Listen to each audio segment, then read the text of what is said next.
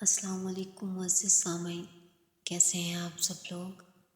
उम्मीद करती हूँ आप सब लोग खैरियत से होंगे। तो चलिए बिला ताख़ीर किए नावल जन्नत के पत्ते की एपिसोड नंबर 19 का आगाज़ करते हैं। फिर जिस रोज़ उसने आयशे के साथ उन दोनों बहनों के कमरे की सेटिंग तब्दील करने का प्रोग्राम बनाया, उस सुबह उसने जहान को अपना नंबर मैसेज कर दिया बग़ैर किसी बात के। जब वो आयशे के हमरा बड़ा बेड अंदर रख कर और छोटा बेड बाहर निकाल कर शावर लेने के बाद तौलिए से बाल थपथपा कर सुखाती बाहर आई तो बेड पे रखा उसका मोबाइल बज रहा था। जहान कॉलिंग। अम्मा से जब उसने जहान का नंबर लिया था तो सिर्फ मोबाइल में महफूज ही नहीं किया बल्कि ज़बानी याद भी कर लिया, अगर कभी दोबारा। अस्सलाम वालेकुम। उसने एक दिल नशीन मुस्कुराहट के साथ फ़ोन कान से लगाया, दूसरे हाथ से वो तौलिया नरमी से गीले बालों में रगड़ रही थी। वालेकुम अस्सलाम, कैसी हो? वो भी दूसरी तरफ जैसे बहुत अच्छे मूड में था। बहुत अच्छी, और तुम? जैसे पहले था। और तुमने फ़ोन ठीक करा लिया? मम्मी कह रही थी तुम्हारा फ़ोन ख़राब हो गया था। हाँ, बहुत कुछ ख़राब हो गया था वैसे। अभी एक तो रोज़ पहले नया फ़ोन लिया है, वो तौलिया कुर्सी की पुश्त पे डालते हुए बोली। फिर तो बहुत जल्दी नंबर दे दिया तुमने। मुझे तवक्को नहीं थी कि किसी को मुझसे बात करने की जल्दी होगी, इसलिए। अच्छा, अपने ये तंज छोड़ो, मुझे बताओ तुम जोरे में हो? मैं ज़रा मज़ाफ़ात में आया हूँ, तुम्हारे कैंपस से 10 मिनट की ड्राइव पे हूँ। चलो फिर साथ लंच करते हैं। उसी पल आयशा कुछ लेने कमरे में दाखिल हुई तो उसके चेहरे के तासुरात देख कर रुक गई। वो ज़रा परेशान सी फ़ोन पे कह रही थी, नहीं मैं अभी कैंपस में तो नहीं। आयशा ने लम्हे भर को देखा उसे, फिर जैसे समझकर सर हिलाती आगे आई और राइटिंग टेबल पर रखे पेन निकाला। नोट पैड के ऊपरी सफ़े पे कुछ लिख कर उसे पैड थमाया, फिर खुद बाहर चली गई। हया ने रुककर सफ़े पे लिखा अल्फाज पढ़ा, सच से बेहतर जवाब कोई नहीं होता। हया, दूसरी जानिब वो पूछ रहा था, जहान मैं भी कदम में हूँ। वो पैड पकड़ी उस पर लिखी तहरीर को देखते हुए बोली, ओह फ्रेंड्स ट्रिप था कोई? मुझे पहले बता देती तो। मैं इधर कुछ दिन से रह रही हूँ, मेरी फ्रेंड का घर है इधर। और फिर तुम्हें क्या बताती, तुम तो हमेशा मसरूफ़ होते हो। उसने हमले का रुख बदला तो वो दिफाई पोजीशन में आ गया। इतना मसरूफ़ कहाँ होता हूँ। फिर कल मिलते हैं, तुम कल व्यू कदा आ जाओ, क्योंकि मैं तो चंद दिन अपनी फ्रेंड के साथ इधर ही रहूँगी। कल मैं मसरूफ़ हूँ। अच्छा परसों? मैं अगला सारा हफ्ता मसरूफ़ हूँ। तुम अपने फ्रेंड्स के साथ एंजॉय करो, मैं काम करता हूँ। अल्लाह हाफिज़। उसने ठक से फ़ोन रख दिया। जहान। उसने झुंझलाकर मोबाइल कान से हटाया। उस शख्स का कोई पता नहीं चलता था कि उसे कब क्या बुरा लग जाए। बाहर से बहारें फिर से आवाज़ें देने लगी, हया ये क्रीमी आई क्या है, कोई हिंट दे दो। जो बूझेगा गिफ्ट उसी का होगा, उसने जवाबन ज़ोर से आवाज़ दी। बहारें फ़ौरन खामोश हो गई। अब्दुल रहमान का तोहफ़ा किसी दूसरे से शेयर करने का तस्वुर भी उसके लिए सुहाने रूह था। उस सुबह वो अभी गहरी नींद में थी जब मोबाइल अचानक बजने लगा। चमकती स्क्रीन पे जहान का नाम जल बुझ रहा था। उसने खुमार आलूद सा हेलो कहते हुए फ़ोन कान से लगाया। मैं फेरी से व्यू कदा आ रहा हूँ, तुम पोर्ट पे पहुँच जाओ। क्या? वो एक झटके से उठ बैठी। तुम आ रहे हो?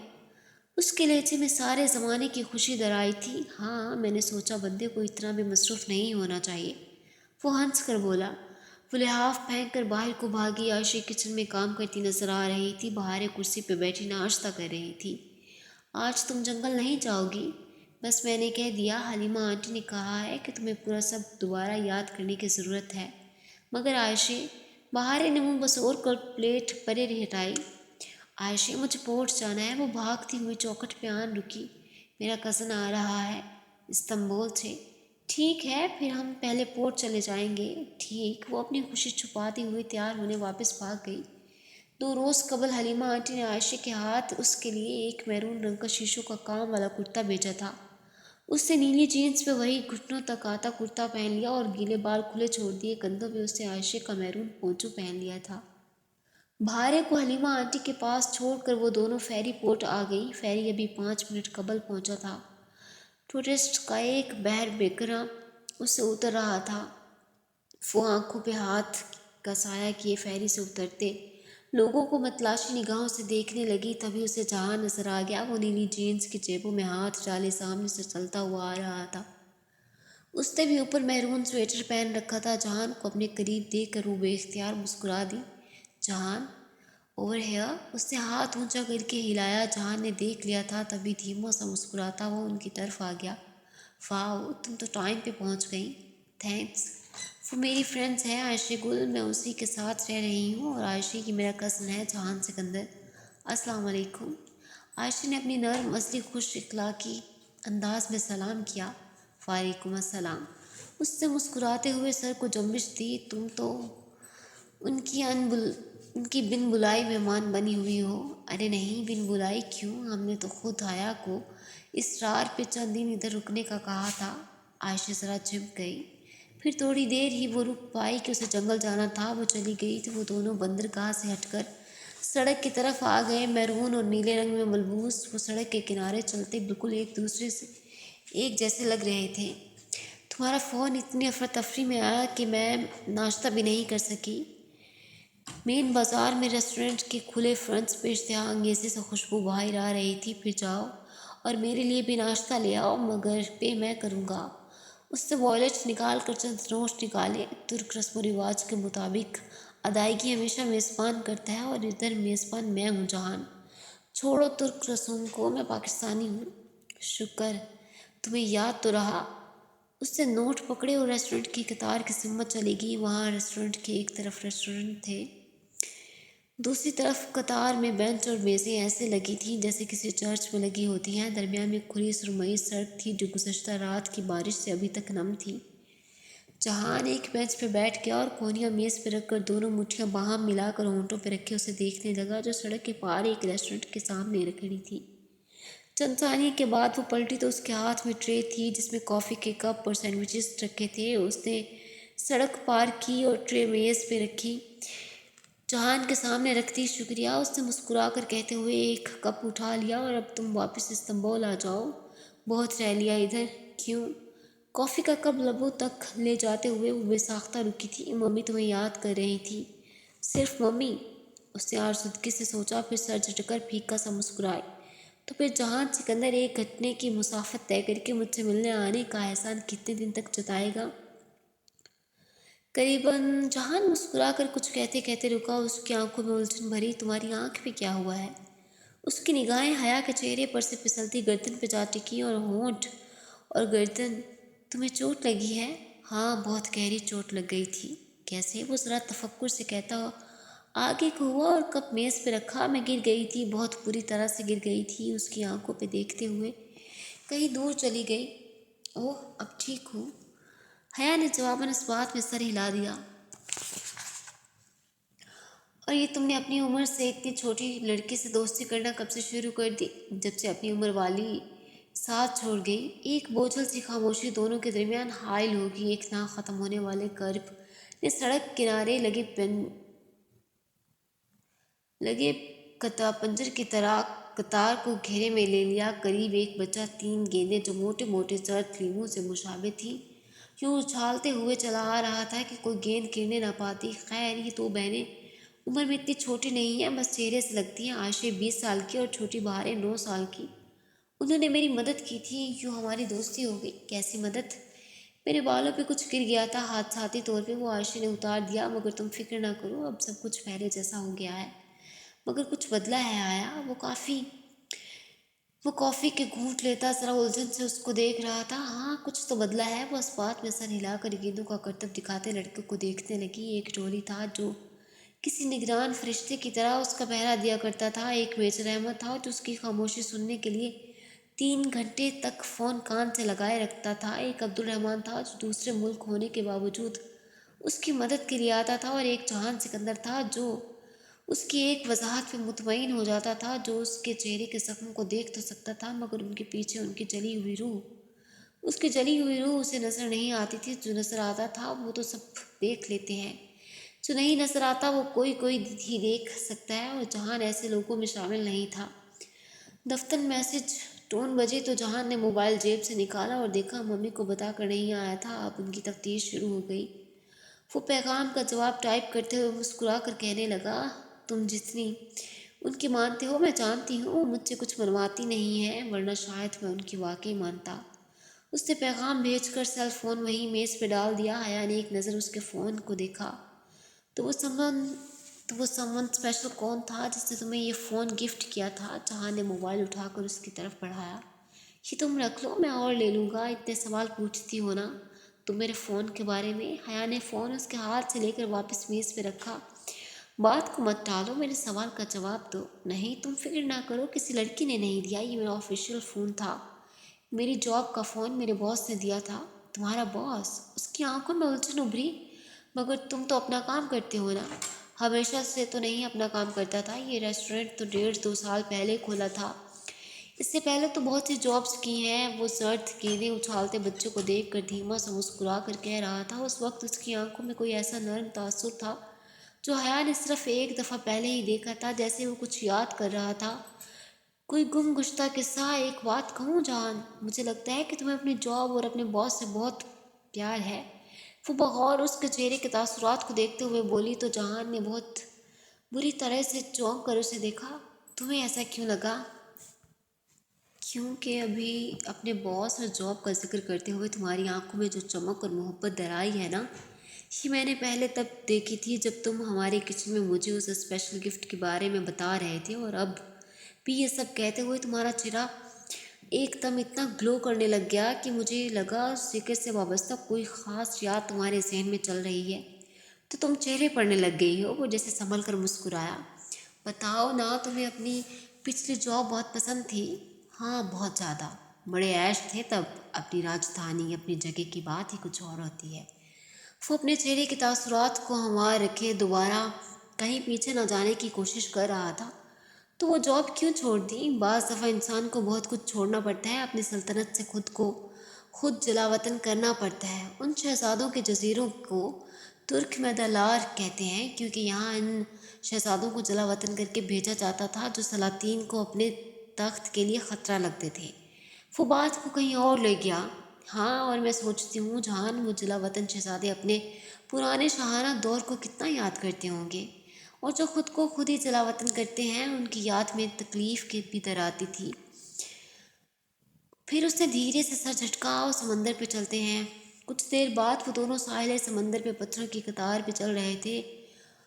ہوا سے حیا کے بال اڑ اڑ کر جہان کے کندھوں سے ٹکرا رہے تھے، مگر وہ انہیں نہیں سمیٹ رہی تھی۔ وہ بھی خاموشی سے جینس کی جیبوں میں ہاتھ ڈالے سر جھکائے قدم اٹھا رہا تھا۔ تمہارا ریسٹورینٹ کیسا چل رہا ہے؟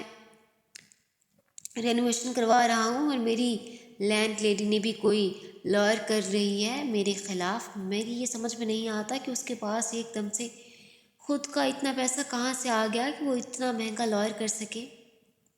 حیا کا دل آزردگی کے سمندر میں ڈوب کر ابھرا۔ وہ جانتی تھی کہ اچانک اس کے پاس اتنا پیسہ کہاں سے آیا تھا، وہ سب اس کی غلطی تھی۔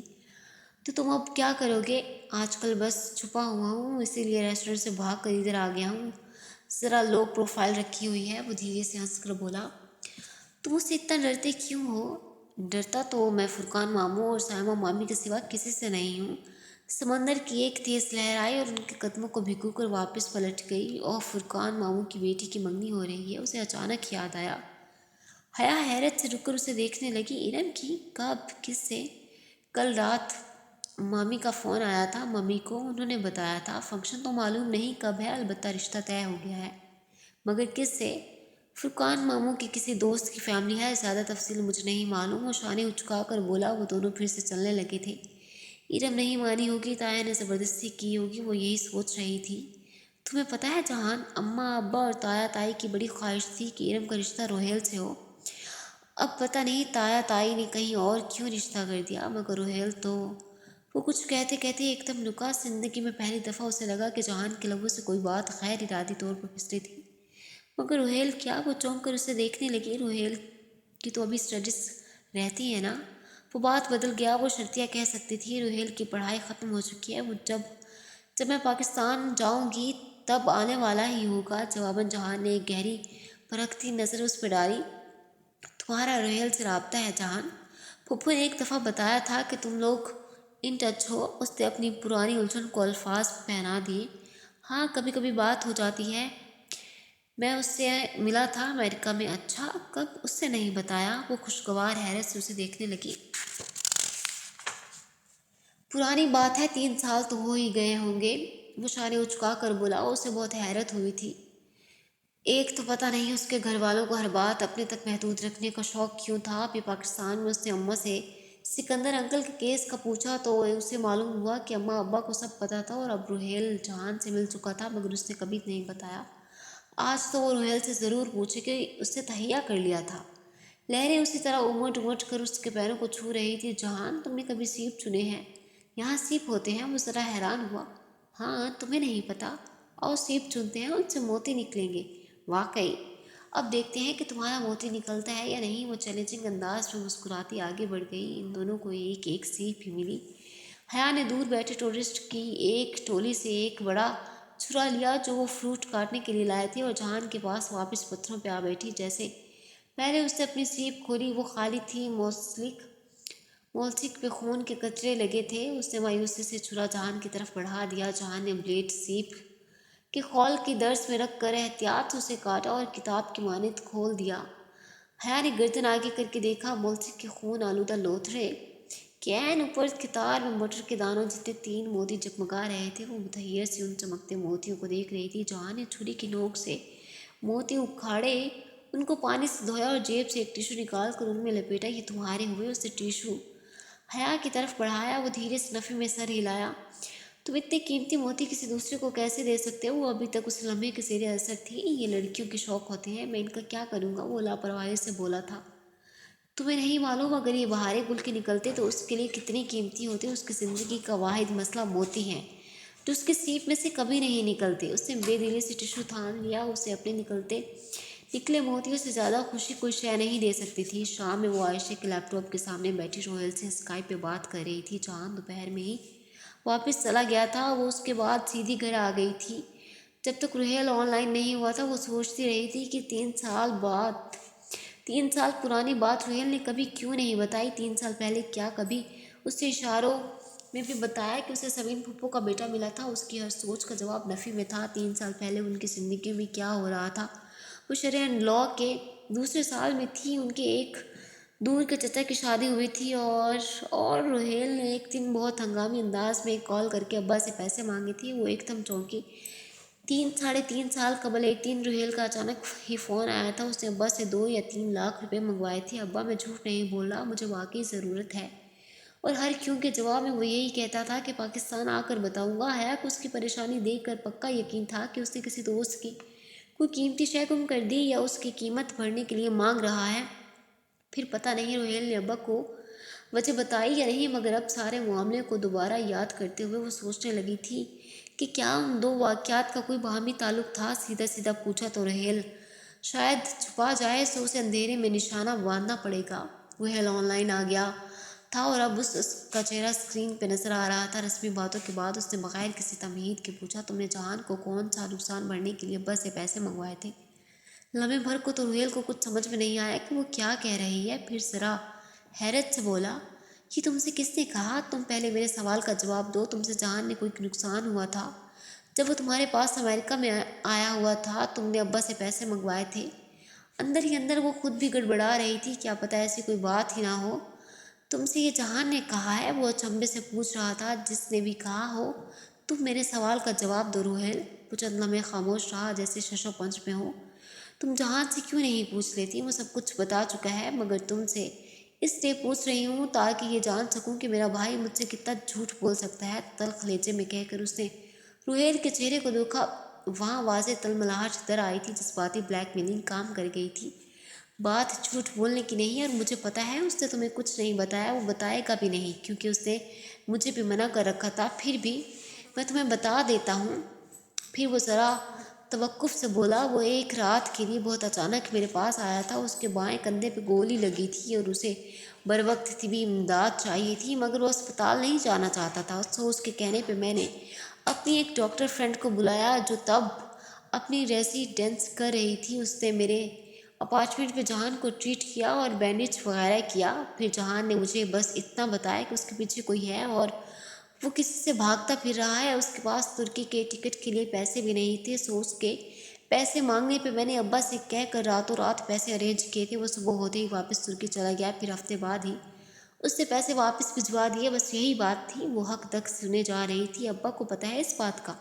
نہیں، اور تم مت بتانا، وہ پہلے ہی جہان سے متنفر رہتے ہیں۔ یہ بات بتائی تو وہ تو بس جہان کی لاپرواہی کی وجہ سے اس سے کھچے کھچے سے تھے، مگر اب ایسا نہیں ہے۔ نہیں، وہ کسی اور بات میں اس سے برگزشتہ تھے۔ اب مت پوچھنا کہ وہ کیا بات تھی، میں ابھی جلدی میں ہوں، بعد میں بتاؤں گا، مگر اتنا یقین رکھو کہ وہ جس زخمی حالت میں میرے پاس آیا تھا، مجھے وہ اسی دن سے اچھا لگنے لگا تھا، اور میں یہ وثوق سے کہہ سکتا ہوں کہ وہ سچ بول رہا تھا جب اس نے اس رات مجھے کہا کہ Rohail I am not bad guy, بلکہ جو میرے پیچھے ہیں وہ برے ہیں۔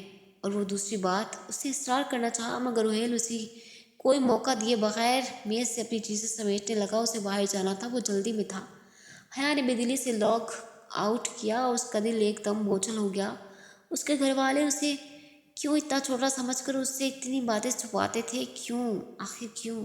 عائشہ نے لیٹے ہوئے بہارے پہ کمبل برابر کیا، پھر ایک نظر اسے دیکھا جو بہارے کے اس طرف لیٹی چھت کو تکے جا رہی تھی۔ وہ تینوں یوں سوتی کہ بہارے درمیان میں ہوتی۔ اس نے عائشہ کی نگاہوں کا ارتکاز محسوس کیا تو شاید وہ اسے پکارنے کا ارادہ پہلے سے ہی رکھتی تھی۔ کہو عائشہ۔ عائشہ پہلو کے بل لیٹی نرمی سے بہارے کے گھنگریالے بالوں کو سہلا رہی تھی۔ میری سیپ سے موتی کیوں نہیں نکلتے؟ میں اتنا جھوٹ تو نہیں بولتی، وہ چھت کو تکتی کہنے لگی۔ تم بہارے کے فلسفے کو ذہن سے نکال دو، یہ تو رزق ہوتا ہے، کبھی نکل آتا ہے تو کبھی نہیں۔ چند لمحے کمرے کی تاریکی میں ڈوب گئے، جس میں سبز نائٹ بلب کی مدھم روشنی پھیلی تھی۔ بہارے کی بند آنکھوں سے سانس لینے کی آواز ہولے ہولے ابھرتی رہی تھی۔ عائشہ، اس نے اسی طرح چھت کو تکتے ہوئے پھر سے پکارا، کیا مجھے دنیا نے دھوکے میں ڈال رکھا ہے؟ تمہیں کیا لگتا ہے؟ پتہ نہیں، مجھے لگتا ہے جیسے میں بہت دور نکل آتی ہوں، اتنی دور کہ میں ان باتوں سے خود کو ریلیٹ نہیں کر پاتی جو تمہاری زندگی کا حصہ ہے۔ حیا، دور ہمیشہ ہم جاتے ہیں، اللہ دور نہیں جاتا۔ وہ نگاہوں کا زاویہ موڑ کر عائشہ کو سوالیہ انداز میں دیکھنے لگی۔ اگر تمہیں لگتا ہے کہ دوریاں بہت بڑھ گئی ہیں تو انہیں ختم کرنے کی کوشش میں پہل بھی تمہیں کرنی ہوگی۔ کیسے؟ وہ بے اختیار بول اٹھی۔ تم کیا کرنا چاہتی ہو؟ میرے بازو مجھ سے روز یہ سوال کرتا ہے کہ میں کون ہوں۔ میں چاہتی ہوں کہ میرے پاس اس سوال کا کوئی اچھا جواب ہو۔ میں زندگی میں کچھ اچھا کرنا چاہتی ہوں، اس لیے تاکہ تمہاری سیب سے موتی نکل آئیں۔ نہیں، وہ ذرا خفت زدہ سی ہوئی۔ بلکہ اس لیے تاکہ مجھے اس آگ میں کبھی نہ جلنا پڑے جس سے مجھے اب ڈر لگتا ہے۔ پھر اسے فاصلے کو سمیٹنے کی کوشش کرو۔ کیسے؟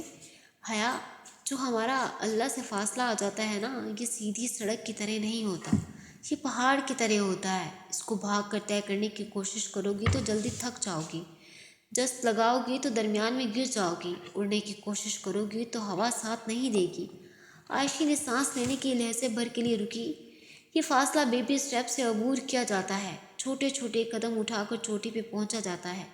کبھی بھی درمیان میں پلٹ کر نیچے اترنا چاہو گے تو پرانی زندگی کی کشش شکل کھینچ لے گی اور قدم اترتے ہی چلے جائیں گے، اور اوپر چڑھنا اتنا ہی دشوار ہوگا، مگر ہر اوپر چڑھتے قدم پہ بلندی ملے گی۔ سو بھاگنا مت، جست لگانے کی کوشش بھی نہ کرنا، بس چھوٹے چھوٹے اچھے کام کرنا اور چھوٹے چھوٹے گناہ چھوڑ دینا۔ عائشہ گل کا چہرہ مدھم سبز روشنی میں دمک رہا تھا۔ وہ اتنا نرم بولتی تھی کہ لگتا ہے جیسے گلاب کی پنکھڑیاں اوپر سے گر رہی ہوں، جیسے شہد کی ندی بہہ رہی ہو، جیسے شام کی بارش کے ملائم قطرے ٹپک رہے ہوں۔ تو میں کیا کروں؟ تم اپنی کوئی بہت محبوب شے اللہ کے لیے قربان کر دو۔ اس کی بات پہ حیا نے لمحے بھر کے لیے سوچا۔ اس کے پاس ایسی کون سی قیمتی شے تھی؟ اسپونجی کٹوروں میں میرے پاس ایک ڈائمنڈ رنگ پڑی ہے، وہ بہت قیمتی ہے۔ قیمتی چیز نہیں، محبوب چیز قربان کرو۔ ضروری نہیں کہ تمہاری محبوب چیز قیمتی بھی ہو۔ وہ مسکرا کر بولی، اور میں بتاؤں تمہاری محبوب ترین شے کیا ہے؟ کیا؟ تمہاری انا۔ تم اسے قربان کر دو۔ مگر کس کے لیے؟ وہ ذرا حیرت سے بولی۔ اپنی چچا کی کسی بیٹی کے لیے۔ تمہارے کوئی چچا اور ان کی بیٹیاں ہیں؟ حیا نے دھیرے سے اس بات میں سر ہلایا۔ تم ان کے لیے وہ کرو جو تم کبھی نہیں کرتی۔ سب سے مشکل قربانی دینا چچا کے بچوں کے لیے ہوتا ہے، کیونکہ سب سے زیادہ مقابلہ انہی سے رہتا ہے، اور سب سے زیادہ ناقدرے بھی وہی ہوتے ہیں۔ میں ان کے لیے کیا کروں؟ میں ان سے کبھی زیادتی نہیں کرتی، بس میں ان کے طنز کے جواب میں زبان پہ آئے طنز کو روک نہیں پاتی۔ حیا، یہ جو چھوٹے چھوٹے طنز اور طعنے ہوتے ہیں نا، ان سے بچا کرو۔ مکہ میں چند بڑے بڑے سردار جو یوں ہی چھوٹے چھوٹے طنز کر جاتے، پھر کیا ہوا، وہ بدر سے پہلے چھوٹی چھوٹی تکلیفوں سے مر گئے، کوئی خراش سے مرا تو کوئی چھوٹے سے پھوڑے سے۔ تم اپنی کزن کے لیے اپنی انا کو، ضرب کو بھول جاؤ۔ میں کوشش کروں گی۔ ویسے عائشہ، وہ ذرا سا مسکرائی، تم بہت پیاری ہو۔ جواباً عائشہ دھیرے سے ہنس دی، تم بھی بہت پیاری ہو آیا۔ اور میں بھی بہت پیاری ہوں، بہار نے بند آنکھوں سے کہا تو وہ دونوں چونک کر اسے دیکھنے لگی۔ گندی بچی، تم جاگ رہی تھی، چلو سو جاؤ، صبح کام پہ بھی جانا ہے۔ عائشہ نے بہارے کو مصنوعی خفگی سے ڈانٹتے ہوئے ہاتھ بڑھا کر ٹیبل لیمپ آف کیا۔ سبز روشنی غائب ہو گئی تھی، کمرہ تاریکی میں ڈوب گیا تھا۔ صبح سویرے کچن سے باتوں کی آوازیں آ رہی تھی۔ وہ کھلے بالوں انگلیوں سے سمیٹ کر جوڑے میں لپیٹتی چوکھٹ تک آئی۔ عائشہ کرسی پہ بیٹھی تھی اور وہ اپنے ارد گرد کھڑی بہارے کے بال بنا رہی تھی۔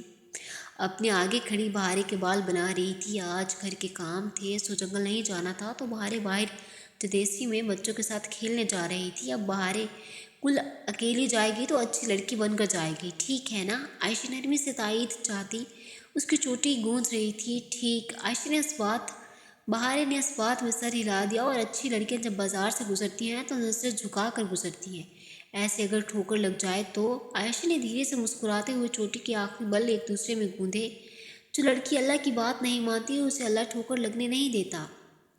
جو لڑکی اللہ کی بات مانتی ہے اسے اللہ ٹھوکر لگنے نہیں دیتا، اور جو نہیں مانتی اسے لگنے دیتا ہے۔